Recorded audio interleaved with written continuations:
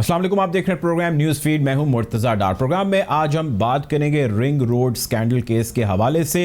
ये वही ring road है जिसका आगाज़ नवाज शरीफ के दौर में किया गया और उसके बाद ये कुछ तातुल का शिकार रावलपिंडी वाला रिंग रोड हो गया, जिसको बाद में पाकिस्तान तहरीक इंसाफ की हुकूमत आई और इसने सारे मामले को टेकअप किया और रिंग रोड की तामीर के हवाले से दोबारा काम करना शुरू किया गया। इस सारे प्रोजेक्ट के लिए जितना तखमीना लगाया था उस मुख्तस रकम को कम तस्वुर किया गया, जिसको बाद में एक अंदाजे के मुताबिक 25% इसके बजट के अंदर इजाफा किया गया। रिंग रोड प्रोजेक्ट बनाए जाने के हवाले से बहुत सारी शिकायत थी जो मौसूल होना शुरू हो गई। उन शिकायत में अहम शिकायत ये थी कि रिंग रोड प्रोजेक्ट के अंदर नक्शे की तब्दीली जो है वो ज़ाती चीज़ों की बिना पर की जा रही है। किसी मुख्तलिफ सोसाइटीज़ हैं जिन सोसाइटीज़ के अंदर बहुत सारे इसके ओनर्स हैं जिनको फ़ायदा पहुँचाया जा रहा है और इसके बहुत सारे ओनर्स हैं जिनका ताल्लुक कुछ हुकूमती हलकों के अंदर भी बताया जा रहा है। मैं उनकी नामों की तफसील में कुछ देर में जाता हूँ, लेकिन साथ ही साथ आपको ये भी बताता चलूँ कि जब इसकी सारी इंक्वायरी की गई, पंजाब हुकूमत को इसकी ज़िम्मेदारी सौंपी गई, पंजाब हुकूमत ने इसके ऊपर इंक्वायरी करके रिपोर्ट सबमिट कराई और सबमिट कराए जाने के बाद जो सेलियंट फीचर्स थे उस रिपोर्ट के, उसमें 2 से 2.5 अरब रुपए की एम्बेज़लमेंट का जिक्र किया गया, जिसमें ये चीज़ बताई गई, आया की गई कि ये वो सारी रकम थी जो इस सारी खुर्द बुर्द के अंदर इस्तेमाल की गई और इस रकम को इस्तेमाल किए जाने का जो मेन मकसद था वो ये था कि इसके नक्शे के अंदर तब्दीली की जाए, जिसके लिए डिप्टी कमिश्नर, असिस्टेंट कमिश्नर और कमिश्नर के नाम भी लिए गए और उनको मुर्द इल्ज़ाम ठहराया गया। और जो रिपोर्ट सबमिट कराई गई उस रिपोर्ट के मुताबिक कुछ चीज़ें हैं जो और सामने हैं, कुछ नाम है जो सामने आए, जिसके अंदर special adviser to the prime minister Zulfi Bukhari साहब का भी नाम सामने आया, जिसमें ग़ुलाम सरवर ख़ान का भी नाम सामने आया और भी कुछ नाम सामने आए, कुछ अहम शख्सियात के भी नाम सामने आए। और एज ए रिएक्शन तो जुल्फ़ी बुखारी साहब ने अपने ओहदे से इस्तीफ़ा दे दिया, जिसका उन्होंने ट्वीट के अंदर जिक्र कुछ देर पहले किया और ये कहा कि जब तक ये इंक्वायरी कंप्लीट नहीं हो जाती, प्राइम मिनिस्टर इमरान खान की बताई हुई गाइडलाइंस के मुताबिक मैं काम कर रहा हूँ, चुनाचे मुझे काम अभी के लिए रोकना होगा क्योंकि मुझ पर एक एलिगेशन है, जबकि मैं इस तमाम चीज़ की नफ़ी करता हूँ, इसको कंडेम करता हूँ, ये तमाम इल्ज़ामात हैं और इसके अलावा कुछ नहीं है। और मैं ये भी रिक्वेस्ट करता हूँ कि इसके ऊपर एक जुडिशल इंक्वायरी की जाए। ये भी बात करेंगे कि इसके ऊपर जुडिशल इंक्वायरी क्यों की जाए। आज के प्रोग्राम में ये भी हम मौजूद बहस लेके आएंगे और साथ ही साथ इसके अंदर ग़ुलाम सरवर ख़ान ने भी सारे वाक़े, सारी रिपोर्ट के सामने आ जाने के बाद, मंजर आम पर आने के बाद एक प्रेस कॉन्फ्रेंस आज की, जिसके अंदर उन्होंने इन तमाम एलिगेशंस को डिनाई किया और उन्होंने कहा कि अगर 1 इंच भी साबित हो जाए तो मैं सियासत को खैर बात कह दूंगा। ये तमाम तरह इल्ज़ामात हैं, झूठे हैं, धोस है और धोखा है जिसके अंदर हमें फंसाया जा रहा है और मैं डेफेमेशन की तरफ भी बढ़ूंगा उन तमाम लोगों के अगेंस्ट, उन तमाम हाउसेस के अगेंस्ट, मीडिया हाउसेस के, जिन्होंने मुझ पर ये कीचड़ उछाला है, जो मुझ पर इल्ज़ामात लगाए हैं। ये कहना था ग़ुलाम सरवर ख़ान का। ये सारा मामला है क्या? हुकूमत पाकिस्तान तहरीक इंसाफ की है, वही हुकूमत जो करप्शन के ख़िलाफ़ बरसरे पेकार थी और वो जब पावर में आई तो उसने आके पहला ऐलान प्राइम मिनिस्टर इमरान खान ने किया कि जो करप्ट प्रैक्टिस हैं उनको रोका जाएगा और मैं किसी को नहीं छोड़ूंगा, एहतसाब का अमल सख्त होगा। नैब ने सारे वाक़े का नोटिस ले लिया और साफ़ और शफाफ इंक्वायरी किए जाने के हवाले से अहकाम जारी किए और साथ ही साथ इस सारे मामले के अंदर FBR को भी इंक्वायरी किए जाने के हवाले से अहकाम जारी हैं। बेनामी अकाउंट का जिक्र है, मनी लॉन्ड्रिंग का जिक्र है, एम्बेज़लमेंट से बहुत सारी डॉक्यूमेंटेशन के अंदर उसका जिक्र है, इख्तियारात का नाजायज़ इस्तेमाल और इख्तियारात से तजावुज़ करने के हवाले से बहुत सारी चीज़ें जिसके ऊपर नैब भी अपने इंक्वायरी के अंदर काम करेगी।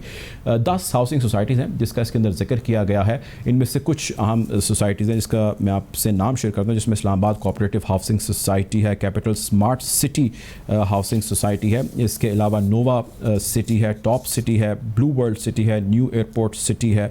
इस्लामाबाद कोऑपरेटिव हाउसिंग सोसाइटी के अलावा भी और कुछ सोसाइटीज़ हैं जो इसका हिस्सा हैं। बहरहाल मामला खासा गंभीर है। बेनामी अकाउंट्स हैं क्या, बेनामी कंपनियाँ क्या हैं, TT किस तरह की जाती है, मनी लॉन्ड्रिंग किस तरह की जाती है, FBR को कौन सी जिम्मेदारियां हैं जो सौंपी गई हैं, कौन सी जिम्मेदारियां FBR के दायरे इख्तियार में हैं, नैब इसमें क्या काम कर सकता है और जुडिशल कमीशन या जुडिशल इंक्वायरी का इसके अंदर क्या पॉसिबली रोल हो सकता है। ये सारा नेटवर्क, ये सारा नेक्सस किस तरह ऑपरेट करता है और लोगों से जो उनके ख्वाब यानी उनके घर बेचे जाने के हवाले से जो झूठ बोला जाता है, एक प्लॉट जो कई लोगों को बेच दिया जाता है, ये जो पूरा माफिया है, जिसको माफिया का लफ्ज़ कहना गलत ना होगा, वो किस तरह लोगों से उनकी सारी ज़िंदगी की जमा पूंजी लूटता चला जा रहा है।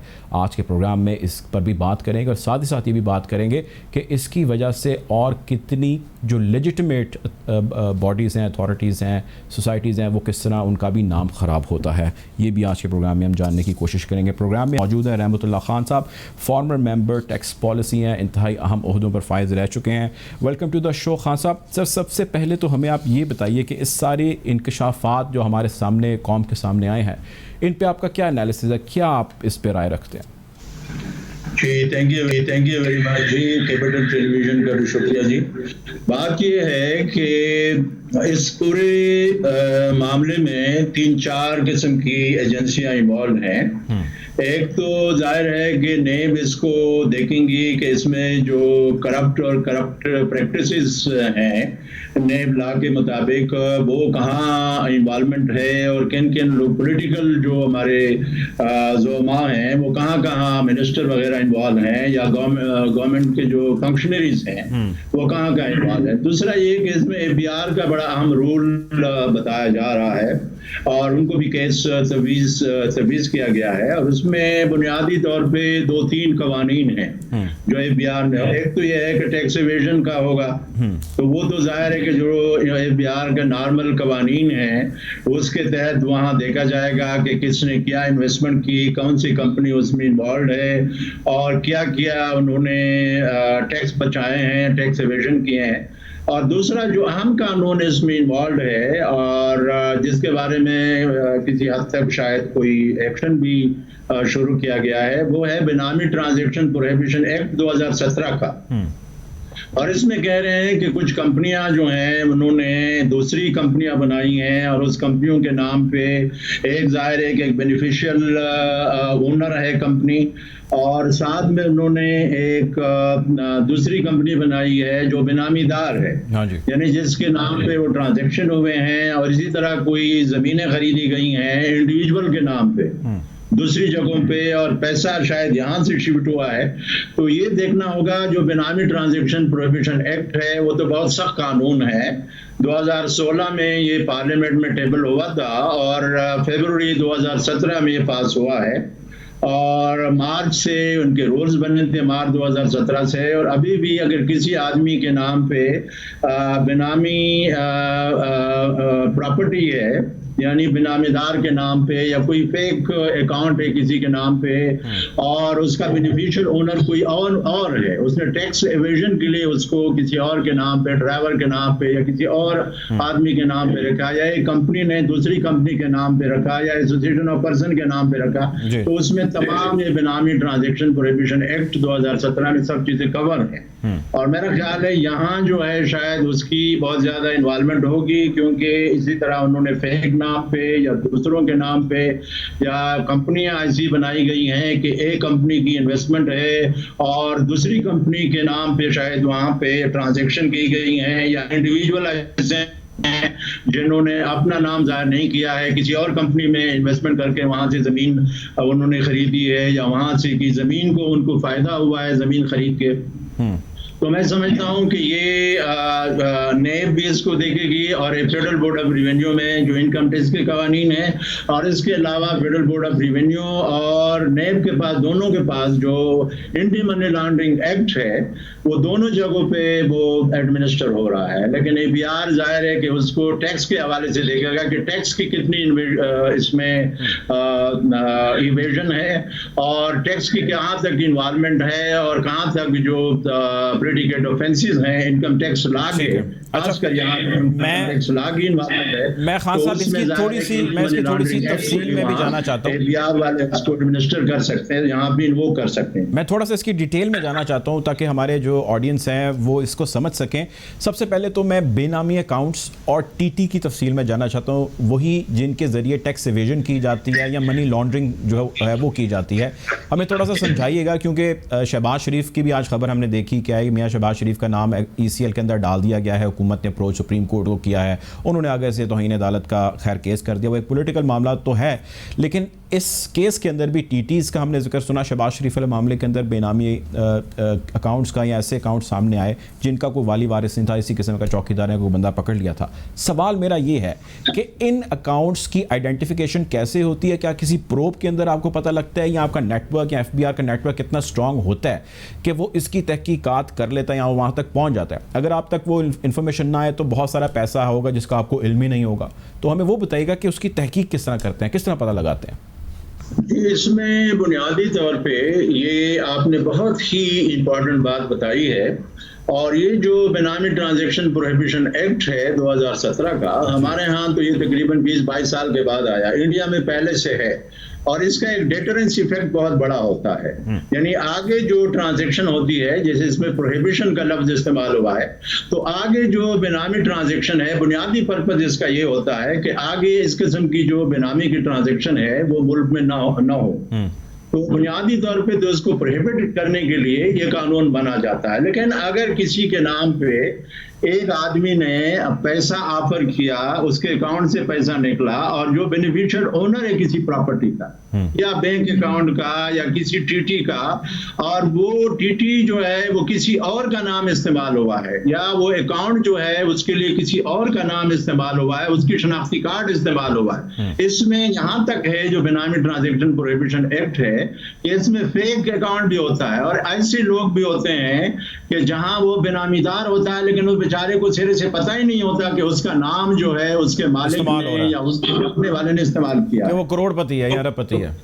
जी हाँ। तो वो इस तरह ये चीजें सब एफबीआर में जब सामने आई थी, तो उस वक्त ये कानून बना था, और ये कानून की ड्राफ्ट जो है वो ये कैबिनेट से अप्रूवल के बाद, उसके बाद ये पार्लियामेंट में पेश हुआ था, और फिर फरवरी 2017 में ये प्रेसिडेंट ने असेंट के बाद ये इसके बाद राइज हुआ है 2017 में, मार्च 2017 में। तो मैं समझता हूं कि ये एफबीआर को देखना है कि ये जो, जैसे आपने शहबाज शरीफ साहब का बताया, या यहाँ पे जो दूसरे हमारे पॉलिटिशियन साहबान हैं या मिनिस्टर साहब हैं, अगर कोई ऐसा है कि, लेकिन दो चीजें साबित करनी पड़ेंगी एफबीआर को। एक ये कि जो बेनिफिशियल ओनर है उसका उस ट्रांजैक्शन के साथ किसी भी लिहाज से कोई वास्ता है, यानी उसके किसी अकाउंट से या उसके कोई फैमिली के किसी अकाउंट से पैसा निकला है, और जो फेक अकाउंट है या फेक नाम है या जो बेनामीदार है उसका नाम है आगे, जिसका शनाख्ती कार्ड इस्तेमाल हुआ है, उसका ड्राइवर है या उसका मुलाजिम है, उसका प्रूफ करना जरूरी है, तो उसको साबित करना पड़ेगा बेनिफिशियल ओनर का और उस ट्रांजैक्शन का, और वो जो बेनामीदार है उनका रिलेशनशिप साबित करना बहुत जरूरी होगा। वरना ये जो कोर्ट ऑफ लॉ में बाद में जो एपेलेट ट्रिब्यूनल बनती है इसके लिए, वो बहुत इंपॉर्टेंट होता है, उसमें जज होता है। अच्छा सर, वैसे मैं ये बात समझ गया, लेकिन मैं ये जानना चाहता हूँ, मैं इसी नुक्ते पे आपको रोकना चाहता हूँ। अब आप मेंबर रहे हैं टैक्स पॉलिसी के हवाले से, टैक्स एवेजन के हवाले से, मुझे ये बताइए कि एक तो ये केस है जो हमारे सामने आ गया है, आपने खैर बहुत लंबा अरसा सर्व किया है, ऐसा पाकिस्तान में कितना पैसा है या कितने अकाउंट्स हैं, आपका कोई अंदाजा है, या ये अंदाजे से भी बाहर है सारा मामला? पाकिस्तान में जो हमारी फ्रेंकली जो पाकिस्तान में इनफॉर्मल इकोनॉमी है, वो फॉर्मल इकोनॉमी के तकरीबन बराबर है। आज भी अगर आप पाकिस्तान की जो स्टेट बैंक की रिपोर्ट है, उन्होंने जो इनफॉर्मल इकोनॉमी का वो समरली कहीं तस्करा होता है, या जो हमारी दूसरी है, क्योंकि हमारा मसला ये है कि हम बाहर जो FATF है या दूसरे इदारों से भी हमारी घबराहट होती है। तो पाकिस्तान में अगर 100 रुपए फॉर्मल इकोनॉमी है, तो आप समझो कि तकरीबन 100 रुपए इतनी इनफॉर्मल इकोनॉमी है। ठीक है। और आज अगर आप देखें जो पाकिस्तान में इनफॉर्मल इकोनॉमी की वजह से हम जो हिंदुस्तान से या बांग्लादेश से या चाइनीज से हमारे यहाँ खुशहाली ज्यादा है, उसकी वजह ये कि जो इनफॉर्मल इकोनॉमी बहुत ज्यादा है, जिस पे टैक्स नहीं लग रहा, जिसमें कोई अकाउंटेबिलिटी नहीं हो रही है, उस इनफॉर्मल इकोनॉमी की वजह से हमारे यहाँ बहुत बड़ी जो टैक्स की इवेजन है उसकी वजह से। और दूसरी बात ये कि हमारे यहाँ जो खैराती इदारे हैं, खैरात बहुत ज्यादा हो, अगर ये दो चीजें आप निकाल ले तो हमारा यहाँ तो बहुत बड़ा मसला है, तो टैक्स इवेजन बहुत ज्यादा है पाकिस्तान में। ठीक है। अच्छा सर, आपसे टैक्स इवेजन बहुत ज्यादा है पाकिस्तान में, मैं आपकी बात फॉलो कर गया। मैं आखिरी सवाल करना चाहता हूँ और बड़ा इंपॉर्टेंट सवाल करना चाहता हूँ, और मैं चाहता हूँ कि आप इसका अपने तजर्बे की रोशनी में इसका जवाब दीजिए। अब ये जो सारे नाम सोसाइटीज़ के हमारे सामने आए हैं, मैं दोहरा देता हूँ, कैपिटल स्मार्ट सिटी आया है, नोवा सिटी आया है, टॉप सिटी आया है, ब्लू वर्ल्ड आया है, न्यू एयरपोर्ट सिटी आया है, इस्लामाबाद कोऑपरेटिव आया है, और भी नाम आए हैं। इनका कोई एहतसाब हो पाएगा या ये सिर्फ एक प्रोसेस है जो होगा और आई वॉश है जो सबके लिए, लोगों के लिए होगा और उसके बाद ख़त्म हो जाएगा मामला? लोगों ने अपनी ज़िंदगी भर की जमा पूंजी इन चीज़ों के ऊपर लगाई है, इन सोसाइटीज़ में लगाई है या लगाने जा रहे हैं, कोई होगा रिजल्ट इसका निकलेगा? आपका क्या तजुर्बा कहता है? मेरा तजुर्बा ये कहता है कि जो प्रॉपर्टी के डीलर्स हैं, प्रॉपर्टी वाले जो टैक्स देने वाले हैं, वो बहुत नॉमिनल टैक्स देते हैं। और दूसरा ये कि इसमें जो ब्लैक मनी है वो बहुत बड़ी लेवल की होती है।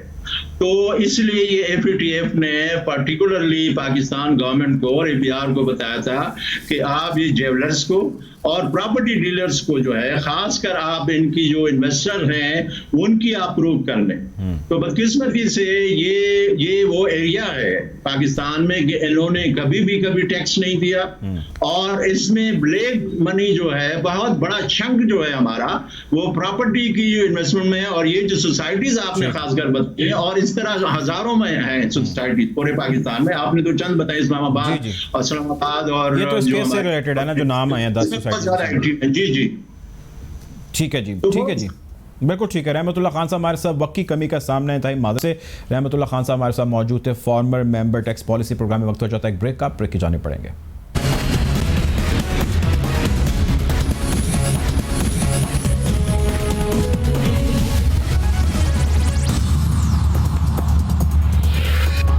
Welcome back after the break. Program में हम बात कर रहे हैं रिंग रोड स्कैंडल केस के हवाले से। पहले हमारे साथ रहमतुल्लाह खान साहब मौजूद थे, फॉर्मर मेंबर टैक्स पॉलिसी थे प्रोग्राम में। अब हमें ज्वाइन कर रहे हैं शहजाद पराजा साहब। पराजा साहब, आपने इस हवाले से एक तफसीली रिपोर्ट भी लिखी है और वो हम सब ने देखी है, और ये सारा मामला आपके सामने है। कुछ समराइज़ कीजिएगा हमारे ऑडियंस के लिए कि आपकी अभी तक की फाइंडिंग क्या है सारे केस के हवाले, जिसमें इस तमाम स्कैम का सामने जिक्र आया और सोसाइटीज़ का नाम आया। जी डॉक्टर साहब, थैंक यू। अच्छा, ये सबसे पहले जो बताना ज़रूरी है कि जो टेक्नो इंजीनियरिंग सर्विसेज है, इन्होंने SES के नाम से जो एक कंपनी खुद ही बनाई हुई थी, और वहाँ से ये मनी लॉन्ड्रिंग टाइप जो चीज़ें थी, सारा अपना जो 2 नंबर का पैसा था वो लॉन्डर कर रहे थे। तो इनका ना तो FPR में रिकॉर्ड था, ना SCCP में रिकॉर्ड था। तो जब FPR ने, उनके जो टैक्स हुकाम ने जब इनको नोटिस दिया, तो इन्होंने अपना रिटर्न फाइल करना शुरू की। लेकिन जो रिटर्न फाइल की गई वो भी नील थी या लॉसेस शो किया गया था। तो इनके जो इब्तदाई तौर पे जो चीज़ें सामने आई थी, वो तकरीबन 50,000 केनाल जो ज़मीन थी, तकरीबन 8 से 10 शहरों में वाक़या थी। तो अभी जो रावलपिंडी इंक्वायरी कमीशन की जो रिपोर्ट भी आई है, उसमें भी वाज़े तौर पे लिखा हुआ है कि फतेह जंग में 800 केनाल जो शेयर होल्डर्स थे टेक्नो इंजीनियरिंग सर्विसेज के, उन्होंने, जिनमें 2 अफराद के नाम उन्होंने उसमें मेंशन भी किए हुए थे, उन्होंने वहाँ पे हासिल की हुई थी। तो ये सारी जो है वो अभी जो FPR की जो बेनामी अथॉरिटी ने 50,000 केनाल के जो रेफरेंस में FPR के हक में फैसला दिया है, और ये बड़ा ह्यूज सक्सेस जो है वो डिक्लेयर की जा रही है FPR की तारीख में, कि इससे पहले जो है वो बेनामी के हवाले से कोई इतना बड़ा जो फैसला है वो FPR के हक में नहीं आया। तो ये थोड़ा सा जो बेनामी केसेस के हवाले से जो डिटेल्स है, और इसके अलावा बाकी जो तकरीबन 11 कंपनीज के हवाले से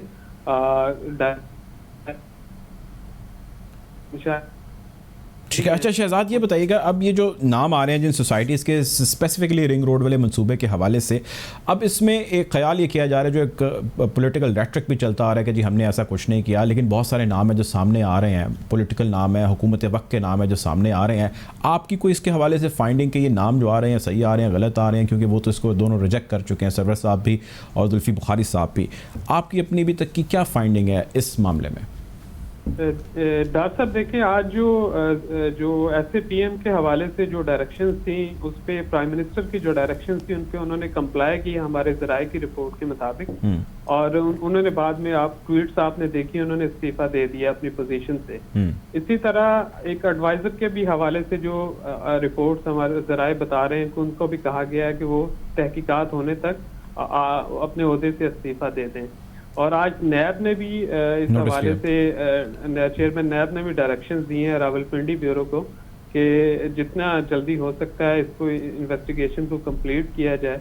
और इसमें काफ़ी जो है वो डायरेक्टली और इनडायरेक्टली लोग जो हैं पंजाब की सूबाई काबीना के और जो वफाकी काबीना के लोग इन्वॉल्व हैं, और इसमें जो बाकी पॉलिटिकल पार्टीज हैं, PMLN के स्पेशली जो लोग हैं, वो भी डायरेक्टली इन्वॉल्व हैं इसमें, क्योंकि उन्होंने जो रिंग रोड का जो मुजवजा था, उसके गिरदो नवा में जो जमीन परचेज की, और बाद में कुछ लोगों ने उसको आगे बेचा भी है। तो ये काफी लोगों ने इस जो बहती गंगा में है वो हाथ धोए हैं। लेकिन वैसे ये शहजाद हमारे यहाँ तो एक ये रिवाज ही बन चुका है कि आप यानी खबर पहले लीक कर दें, यानी हुकूमती हल्कों को पता है कि उन्होंने कहाँ पे ये प्रोजेक्ट लॉन्च करना है और वहीं पे सोसाइटीज़ आप परचेज़ कर लें। आपको लगता है कि अकाउंटेबिलिटी होगी? आपने बड़ा रिपोर्ट किया है इस मामले पे और ओवरऑल भी आप बड़ा देखते हैं ऐसे मामलात को, आपकी एनालिसिस क्या है इसकी अकाउंटेबिलिटी के हवाले से? अकाउंटेबिलिटी की जो ड्राइव चल रही है उसमें इस दफा जो प्राइम मिनिस्टर इमरान खान कर रहे हैं, आपने देखा है कि जो जहांगीर तरीन के हवाले से जो डिसीजन हुआ बहुत ही इम्पोर्टेंट था। अब जो जुल्फी बुखारी जो बहुत ही इमरान के क्लोज कंसिडर किए जाते हैं, उनके हवाले से भी डिसीजन हुआ है। अभी जो एडवाइजर साहब का नाम आ रहा है उनके हवाले से भी उनको कहा तो गया है। तो अब ये बहुत ही कौन एडवाइजर का तो बता दें हमें फराजा साहब। एडवाइजर अभी वो थोड़ी देर में शायद खुद ही ट्वीट करके बता दें कि वो भी अपने ओहदे से जो इन्वेस्टिगेशन के जारी रहने तक इस्तीफा दे देंगे, तो वो थोड़ी देर में आपको इंशाल्लाह पता चल जाएगा। आज ये प्राइम मिनिस्टर ऑफिस में हमारे सोर्सेज के मुताबिक ये मीटिंग हुई है जिसमें ये सारे डिसीजन किए गए हैं। तो एक जो अकाउंटेबिलिटी की जो आप बता रहे हैं ड्राइव है, ये चलेगी क्योंकि आगे जो पाकिस्तान तहरीक इंसाफ की जो हुकूमत है उन्होंने अपने इलेक्शन की तरफ जाना है। तो इनकी हुकूमत में बहुत सारे इश्यूज ऐसे आ चुके हैं जिनसे अब ये इलेक्टेड और नॉन इलेक्टेड लोगों को वो उसमें डिफरेंसेस बिल्कुल ठीक है, उनको अपने आगे तरफ लेके चलना चाहिए, आगे लेके चलना चाहिए। बहुत शुक्रिया जी शहजाद पराचा, जर्नलिस्ट है। प्रोग्राम में वक्त तो अच्छा था, एक ब्रेक जाने पड़ेंगे।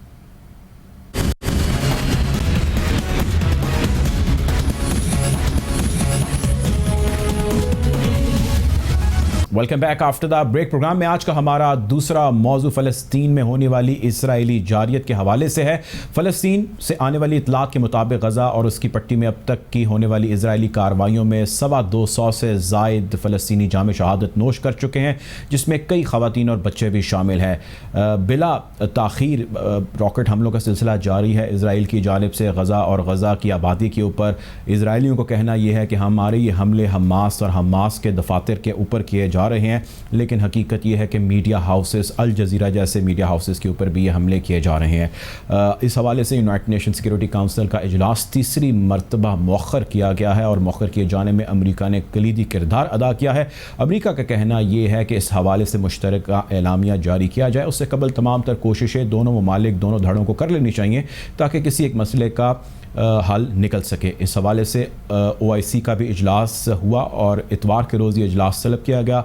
57 मुल्कों ने इस चीज़ के अज़्म का इजहार किया कि जो इस खत्ते के अंदर हो रहा है वो गलत हो रहा है, ये नहीं होना चाहिए। सऊदी अरब, UAE समेत और बहुत सारे इस्लामी मालिक जिसमें मलेशिया, इंडोनेशिया भी शामिल है, पाकिस्तान का भी नाम है, जिन्होंने भरपूर एहतजाज रिकॉर्ड कराया। तुर्की और ईरान ने दोनों ने इस चीज़ की अहमियत पर जोर दिया कि एक ऐसी फ़ोर्स का क़याम किया जाए जिसका मकसद या जिसका काम है कि वो ऑन ग्राउंड जाए और जाकर रिटेलिएशन कर सके इजरायली फोर्सेस के आगे और फ़लस्तीनियों के हक़ में। ये सारी सूरत हाल किस जानिब बढ़ रही है? OIC का क्या रोल है? UN का क्या रोल है? फ़लस्तीनी किस मसले से गुजर रहे हैं? फ़लस्तीनियों की ज़ुबानी आज जानने की कोशिश करेंगे। प्रोग्राम में हमें ज्वाइन कर रहे हैं जाफ़र रामीनी साहब, राइटर हैं, पॉलिटिकल एनालिस्ट हैं और एक फ़लस्तीनी है। Welcome to the show Jafar. Please tell us whatever is happening around you. This is something that we all been seeing, watching and reporting. What is the sentiment that you have in your mind and what do you expect the world to do in this case now? I'm absolutely furious with what's going on in Palestine, and I'm more furious with the apathy of the world regarding our just cause. Israel knows that it will do with us what it can with impunity, knowing that no matter what it does, the United States of America will give it a carte blanche and will cover them up. And this, if you're living in the West and you see the chorus of newsrooms saying Israel has a right to defend itself and Hamas is a terrorist organization, you know where you're standing. These people are totally biased against us and in favor of Israel. If I may just explain the scene in Palestine and how it all started to your viewers. It all started 3 weeks ago in the height of Ramadan, when the settlers, the Israeli illegal settlers, started to invade an area in East Jerusalem called Sheikh Jarrah, with the view of evicting the Palestinian indigenous population out of their homes. There was a video that went viral of a Palestinian woman asking an Israeli settler by the name of Jacob, why are you stealing my home? It went viral, and he retorts by saying, why are you screaming at me? If I don't steal it, somebody else will. This is the situation. They are thieves, they are murderers, and they are killers. What they do against the Palestinians is nothing short of a war crime. Let me just give you a litany of things that they do that should be considered and are considered war crimes under international law. Israel is in violation of 30 Security Council resolutions. Israel is in violation of Article 33 of the Fourth Geneva Convention, which says collective punishment against any civilian population is a war crime. And they have been collectively punishing the people of Gaza and East Jerusalem for the last 14 years. Israel is in violation of Article 49 of the Fourth Geneva Convention, which says you, the occupying power, is not allowed to move your civilian population into the occupied territory. Israel has moved 800,000 illegal settlers into the West Bank. This is a war crime. And what the world says, what the Western media says, Israel has a right to defend itself. Right. Nobody asks why Hamas has starting firing rockets into Israel, and what the Israelis have been doing to Gaza for the last 14 years. Our lives don't matter. Right. So, Mr. Ramini, did you get any chance to speak some of your family members or friends, there in Palestine, especially in Gaza? And because we've been getting the reports about the electricity failure, also getting reports about the hospital conditions, the medicine, the medical facility, the paramedical staff, everything has been choked. So did you get any latest information, picture from the ground? I'm in contact with friends in Gaza, and I don't have family in Gaza as such.